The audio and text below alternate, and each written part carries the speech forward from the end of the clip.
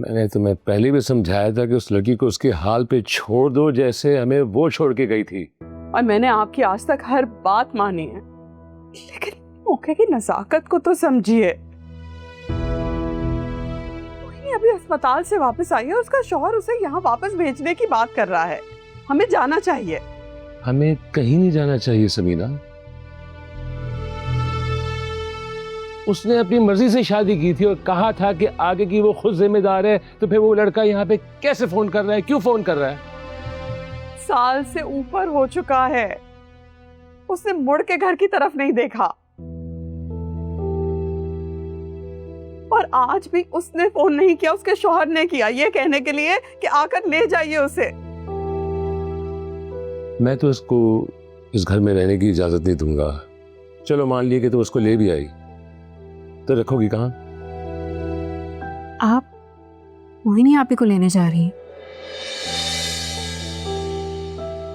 आया ने मुझे अभी कहा है कि अगर मोहिनी आपी इस घर में आएंगी तो वो हमें रहने की इजाजत नहीं देंगे, या वो खुद नहीं आएंगे।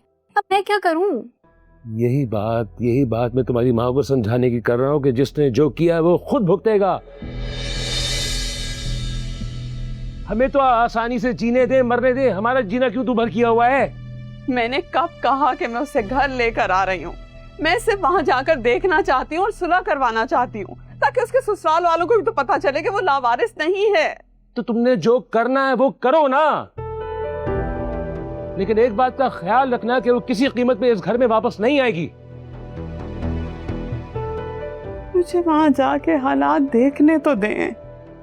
तो मैं तुम्हें कौन सा रोक रहा हूँ? मैं तुम्हें सिर्फ इतना समझा रहा हूँ कि वहां पे किसी को दिलासा देके मत आ जाना, और ना किसी को दुम छल्ला बना के साथ ले आना अपने।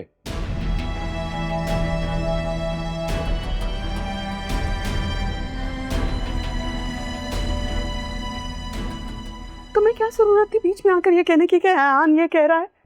पहले ही वो गुस्से में मना कर रहे, तुमने उनको अपनी बात पे और पक्का ही किया है ना। अगर मैं उन्हें ना भी कहती तो आपको लगता है कि अब्बा मोहिनी आपी को यहाँ लेकर आते? और अब किस खुशफहमी में हैं आप? प्लीज प्लीज मोहिनी आपी को उनके हाल पे छोड़ दें।